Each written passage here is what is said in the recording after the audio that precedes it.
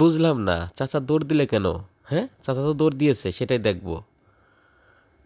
একটা চাচা ধান খেতে ধান নিড়াচ্ছিল, আর হঠাৎ করে আমি ড্রোন দিয়ে ভিডিও করতে গিয়েছিলাম, কিন্তু চাচা ড্রোনটা দেখেই আচমকা দৌড় মেরেছে, প্রচণ্ড পরিমাণে দৌড় মেরেছে।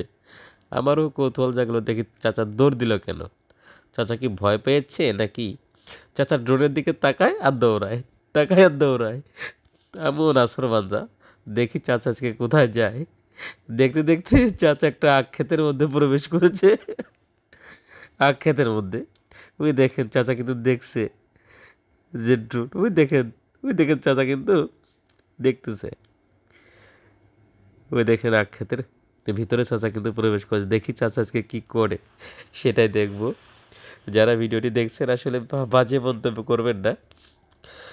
আমি আসলে ভিডিও নিতে গিয়েছিলাম যে চাচা কি করতেছে ওখানে, আর হঠাৎ করে চাচা যে এভাবে ভয় পাবে আমি বুঝতে পারি নাই। আসলে দেখেন চাচা কিন্তু আখ ক্ষেতের মধ্যে আমার ড্রোনের দিকে তাকিয়ে আছে আর দেখতেছে। এই দেখেন আমার হাত জোর করতেছে। আরে চাচা, এটা তো ড্রোন।